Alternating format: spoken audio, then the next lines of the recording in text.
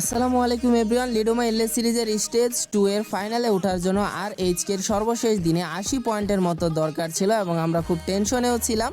And প্রথম দুইটা match আর HK ভালোভাবেই শেষ করে, কিন্তু তৃতীয় ম্যাচে যখন তারা #12-এ ওয়াইপ আউট হয়ে যায় তখন সবার চিন্তাধারা আবার একদম নেগেটিভ হয়ে যায় যে আর এইচকে হয়তো আর কোয়ালিফাই করতে পারবে না। কিন্তু সবার চিন্তাধারার 12টা বাজিয়ে আর এইচকে তাদের 4 নাম্বার ম্যাচে 43 পয়েন্টের একটা হিউজ ম্যাচ বের করে। এই ভিডিওতে আমরা সেই ম্যাচটি দেখতে চলেছি কিভাবে আর এইচকে এক ম্যাচেই 31 কিলের একটা হিউজ বুইয়া বের করে এক ম্যাচেই তাদের কোয়ালিফিকেশন কনফার্ম করে ফেলে। তো আজকের ভিডিওতে কোনো নির্দিষ্ট লাইক এম নেই, আজকের ভিডিওতে লাইক এম হলো আনলিমিটেড। দেখা যাক তোমরা কত লাইক পূরণ করতে পারো। তো চলো বেশি দেরি না করে আজকের ভিডিওটি শুরু করা যাক। তো এই ম্যাচের শুরুতে আমরা আরএসকে কে কোনো ধরনের ড্রপ ফাইটে এঙ্গেজ হতে দেখি নাই। তারা স্বাভাবিকভাবেই ল্যান্ডিং করছে অ্যান্ড লুট টুট শেষে দেন তারা ফাইটে চলে গেছে।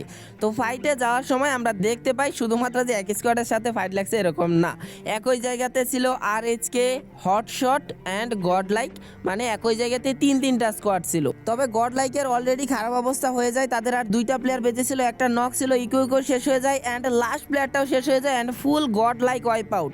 এইখান থেকে আরএসকে কিন্তু তিনটা কিল তুলে নেয় অ্যান্ড হটশটের সাথে তখন ফাইট হইতেছিল, হটশটের ফুল স্কোয়াড তখন স্টিল অ্যালাই। তো ফ্লিকার এদিকে অ্যাকশনরে কিন্তু নক করে দেন, সাথে সাথে স্কাইলার ইউজ করে হাসুর উপর রাজ দিয়ে দেন, হাসও নক হয়ে যায়। ওই দিক দিয়ে আনাস ছিল, আনাসের উপর ব্লেড রাজ দেয় অ্যান্ড ফ্লিকার দুই থেকে কভার দিতেছিল, অর্থাৎ তিনটা প্লেয়ার হটশটের শেষ। অ্যান্ড ম্যাচের শুরুতেই আর এইচকে 6টা এলিমিনেশন দিয়ে তাদের ম্যাচটা শুরু করে। এখন তোমরা একটু পয়েন্টস টেবিলের উপরে খেয়াল রাখবা কে কারে নক করতেছে। তো আর এইচকে কিন্তু দাদা গ্যাংয়ের সাথে ফাইট এঙ্গেজ হয়ে যায়, দিবু বটে নক করে ব্লেড সাথে সাথে ক্লিয়ার দিয়ে দেয়, কুটুস নক করে দেয় লেজেন্ডরে অ্যান্ড লেজেন্ডে উডপিকার দিয়ে নক করে সাথে সাথে ক্লিয়ার। অ্যান্ড 3 নাম্বার ম্যাচটা খারাপ যাওয়ার পিছনে এই দাদা গ্যাংয়ের কিন্তু অনেকটাই হাত ছিল। তো দাদা গ্যাংয়ের একটা বাজে শুরু কিন্তু করে দেয় আর এইচকের প্লেয়াররা এই ম্যাচে অনেক পরিমাণে কিল করতেছিল, বাট দুঃখের ব্যাপার কি বলবো, আরএইচকের খেলা কিন্তু একদমই দেখাইতেছিল না। অ্যান্ড শেষ পর্যন্ত যখন টিম ইলেট অনেকবার মার খাওয়ার পর আরএইচকের কাছে আবারও মার খাওয়া শুরু করে দেন, তাদের চিন্তা ভাবনা হয় যে ক্যামেরাটা এবার এদিকে ঘোরানো উচিত। তো হঠাৎ করেই যখন দেখে কাস্টাররাও তখন অবাক হয়ে গেছিল, কিরে ভাই আরএইচকে 17টা এলিমিনেশন কেমনে কি। আর আগের ম্যাচে এমনিতেই #12তে ওয়াইপ আউট হয়েছে, ওইটার পর এরকম একটা পাল্টা জবাব যে আসবে এটা কেউই তখন মানে আমরা নিজেরাও কল্পনা করতে পারি না যে এরকম কিছু হবে। তো #7-এ ওইদিকে অটোবটস ওয়াইপ আউট হয়ে গেছিলো, যেটা আরএসকের জন্য খুবই ভালো, কেননা এই দিনের খেলাগুলোর মধ্যে মানে 80 পয়েন্ট তো আরএসকে করবে, বাট আরএসকের লক্ষ্য আরও আলাদা একটা ছিল যে সর্বপ্রথম 80 পয়েন্ট প্লাস করে আগে টিএসজির পয়েন্ট যে 255 ওই পয়েন্টটাকে পার করতে হবে। অ্যান্ড আরএসকে যত পয়েন্ট করবে ওইটা থেকে টিম মিলিটের কম পয়েন্ট থাকতে হবে অ্যান্ড কার 98-এরও কম পয়েন্ট থাকতে হবে, সেক্ষেত্রে আরএইচকে কোয়ালিফাই করে যাবে। কিন্তু আরএইচকে 4 নাম্বার ম্যাচে যা পারফরমেন্স দেখাইতেছিল তার কারণে দাদা গ্যাং, অটোবটস তারা নিজেরাই চিন্তায় পড়ে গেছিল যে তারা কোয়ালিফাই করতে পারবে কিনা। আরএইচকে যখন এই ম্যাচটাতে ভালো পারফরমেন্স করছিল এবং অতিরিক্ত পরিমাণে এলিমিনেশন পয়েন্ট বের করছিল তখন কিন্তু নিজেরই দেখতে ভালো লাগতেছিল। আর অন্য দিক দিয়ে যখন দেখি বাইরের দেশের কাস্টাররা এত প্রশংসা করতেছে তখন তো মনে করো যে পুরা মনটা বইরা যাইতেছিল আর কিচ্ছু না। আরএইচকের কামব্যাকে অনেকেই জবাব পেয়ে গেছে, অনেক হেটার্সরাই কিন্তু আরএইচকেদের নিয়ে গতদিন যখন খারাপ খেলছে অর্থাৎ 5 নাম্বার দিনে বাজে পারফরমেন্স করছে অনেকেই আরএইচকে নিয়ে অনেক কথাই বলছে।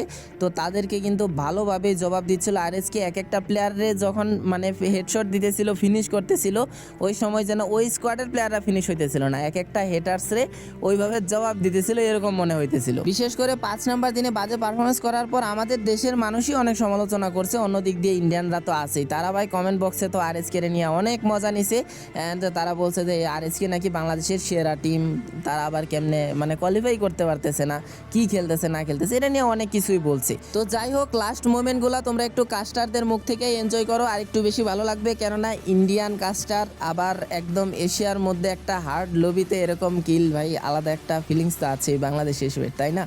তো इंडियन कास्टरদের থেকে আমরা একটু শুনি আর একটু বেশি ভালো লাগবে, ঠিক না? पर अभी रेड हॉक्स का पूरा फोकस है टीम तेज के ऊपर। टीम तेज एक प्लेयर के लॉस में इस समय मैन एडवांटेज नहीं है, रेड हॉक्स के पास मौका है, दस्तूर है, 30 एलिमिनेशन करने से इनको कोई नहीं रोक सकता है अंटिल अनलेस कोई बड़ा ब्लेंडर नहीं होता है। स्नाइपर के पॉइंट पर रखा गया है, फ्लिकर अपनी स्नाइपिंग नहीं रोकने वाले, इस समय धड़ाधड़ वो शॉट्स कनेक्ट करेंगे ग्लू वॉल्स के ऊपर। इस समय स्काइलर रेडी नहीं है, अगर स्काइलर रेडी हो तो टीम तेज की बुरी हालत हो सकती थी, but just look at team Red Hawks, एक तो उनके पास मैन एडवांटेज, दूसरी तरफ ये स्नाइपर का बहुत प्यारे शॉट, और तीसरी चीज जोन भी उनकी तरफ ही मूव कर रहा है। इस समय अगर हम बात करेंगे, संभल के खेलना पड़ेगा, 2 प्लेयर आगे जा चुके हैं, निजात एंड कुटुश, और लगातार ही इम्पैक्ट, निजात की नेडिंग नहीं रुकने वाली, आगे से पहुंचा जाएगा टिलिटा को भी। इस समय अगर हम बात करेंगे, टॉप यहाँ पे नॉकडाउन है ऑलरेडी, आज के 30 एलिमिनेशन, टीम लिट के आखिरी प्लेयर, उनको भी पकड़ने का प्रयास, अरमान होने वाले सामने, अरमान को पकड़ा गया और अरमान के भी अरमान बहुत ही जल्दी चित करने का प्रयास करा गया, किल डिनाई करने का ट्राई करा गया, पर मौका नहीं। 31 elimination already team Red Hawks के खाते में लगा दीजिए बांग्लादेशी फैंस। रेड हॉक्स बोले तो बिलीव इन डोमिनेंस। তো স্বাভাবিকভাবে কোয়ালিফাই করার জন্য আরএইচকে 80 পয়েন্ট দরকার ছিল, কিন্তু আরএইচকে এক ম্যাচ থেকেই 43 পয়েন্ট বের করে দেয় অ্যান্ড #12 যে এক ম্যাচে ওয়াইপ আউট হয়েছে, ওই ম্যাচের কভারটাও কিন্তু চতুর্থ ম্যাচ দিয়ে তারা কইরা ফেলে অ্যান্ড 6 নাম্বার দিনে আরএইচকে সর্বমোট 100 পয়েন্ট পেয়েছিল। আর যে জায়গায় কোয়ালিফাই করতে পারবে কিনা তা নিয়ে আমরা সন্দিহান ছিলাম, ওই জায়গায় আরএইচকে 10 নাম্বার টিম হিসেবে ফাইনালে কোয়ালিফাই করে যাচ্ছে অ্যান্ড শেষ পর্যন্ত মন থেকে শান্তি লাগতেছে যে বাংলাদেশি স্কোয়াড ফাইনালে আছে। আমি খুব দুশ্চিন্তায় ছিলাম যে মনে করে এটা মন খারাপ লাগতেছিল যে ভাই ফাইনালের ভিডিও বানাবো, বাংলাদেশে একটা টিমও থাকবে না, নেপালি স্কোয়াডও থাকবে, ইন্ডিয়ান স্কোয়াড তো থাকবেই, পাকিস্তানি দুইটাই কোয়ালিফাই করে গেল, বাট বাংলাদেশে একটাও থাকবে না। এইটা চিন্তা করে মনে করো যে খারাপ লাগতেছিল যে ভিডিও বানাবো, ভিডিও আপলোড করব সবাই, কিন্তু একবারও বাংলাদেশি টিমের গেম প্লেতে কমেন্ট্রি করতে পারবো না, এটা নিয়ে মন খারাপ ছিলাম। বাট শেষ পর্যন্ত যাই হোক আল্লাহ আমাদের সহায় হয়েছে, আরএইচকে কোয়ালিফাই করে পরবর্তী রাউন্ডে চলে গিয়েছে। তো ডে 6 এর ফুল হাইলাইটস তোমরা কালকে পেয়ে যাবা। তারপর আমি এখানে ওভারঅল পয়েন্ট টেবিলের একটা বিশ্লেষণ করে দেই। তো এখানে 1 থেকে 9 টিম যারা রয়েছে তারা এমনিতেও গতকালকেই কনফার্ম করে ফেলেছিল যে তারা কোয়ালিফাই করবে। তো এখানে কথা ছিল যে 12 নাম্বার টিম কারা যাবে, আমরা তখন ধরে নিয়েছিলাম যে দাদা গ্যাং চলে যাচ্ছে অ্যান্ড অটো বটসও কোয়ালিফাই করে যাচ্ছে। তো এই দুইটা টিম আমরা কনফার্ম করে রাখছিলাম, তার মানে 12 নাম্বার টিম কারা হবে ওইটা নিয়ে একটা চিন্তাই ছিল। তো টিএসজির টার্গেট নিয়েই কিন্তু খেলা শুরু করছিল এখানে, এই জন্যই আমরা বলছিলাম যে 80 পয়েন্ট লাগবে, টিএসজি এর 255 পয়েন্ট, এইটাকে যারা পার করতে পারবে তারাই 12 নম্বর টিম হিসেবে কোয়ালিফাই করবে। তো শেষ পর্যন্ত এরকম অবস্থা হয়ে গেল যে আরএইচকে তো তাদেরকে পার করলোই, কার 98ও পার করে তাদের কোয়ালিফাই করে ফেলছে, দেন টিম ইলিটও কোয়ালিফাই করে ফেলছে। উল্টা আমরা দাদা গ্যাংদের ধরে রাখছিলাম তারা যাবে, তারা ডিসকোয়ালিফাই হয়ে গেল। আমরা টিএসজির টার্গেট করে খেলতেছিলাম, তারা তো ডিসকোয়ালিফাই হবে, এটা জানা কথা ছিল, যদি কেউ টপ 12তে যায় তারা ডিসকোয়ালিফাই করবেই। অ্যান্ড অটো বটস তারা আজকে অনেক বাজে পারফরমেন্স করছে, যার কারণে শেষ পর্যন্ত তারাও ওই টপ 12 থেকে ছিটকে যায়। অ্যান্ড আমরা আগের দিনে 9টা টিম অ্যান্ড নতুন 3টা টিমকে আমরা পয়েন্টস টেবিলে মানে টপ 12-এ ঢুকতে দেখি, সেটা হলো আরএইচকে, কার 98 অ্যান্ড টিম ইলিট। তো এখন যদি আরএসকে নিয়ে কিছু কথা বলি, তো সব মিলিয়ে এখানে যতগুলো স্কোয়াড আছে সবাই কিন্তু ঘুরে ফিরে আরএসকের কাছে মার খেয়েছে, যার কারণে আরএসকের এলিমিনেশন পয়েন্ট কিন্তু অনেক বেশি, 177টা। আরএসকের মেন প্রবলেমটাই হয়েছে গিয়া তাদের প্লেসমেন্ট পয়েন্টের কারণেই তাদের কিন্তু এত নাজেহাল অবস্থা হয়ে গেছে। তো আশা করব যে তারা তাদের প্লেসমেন্ট পয়েন্টের দিকে আরেকটু নজর দিবে। তো আজকের এই দিনটা, আজকের এই ম্যাচটা বাংলাদেশিরা যেমন মনে রাখবে তেমন অবশ্যই মনে রাখবে এখানে খেলা প্রত্যেকটা স্কোয়াড, প্রত্যেকটা দেশ, ইন্ডিয়া, পাকিস্তান, নেপাল, প্রত্যেকটা স্কোয়াডই মনে রাখবে যে বাংলাদেশি স্কোয়াড আরএইচকে এরকম একটা 43 পয়েন্টের ম্যাচ বের করে নিয়েছিল, যে জায়গায় তারা কোয়ালিফাই করবে কিনা সন্দেহ ছিল, ওই জায়গায় তারা ভালো একটা পজিশন নিয়ে ফাইনালে কোয়ালিফাই করে নিজেদের যোগ্যতার প্রমাণ দিয়ে গেছে। তো অনেক অনেক ধন্যবাদ আরএইচকে কে এত সুন্দর পারফরমেন্স আমাদেরকে উপহার দেওয়ার জন্য।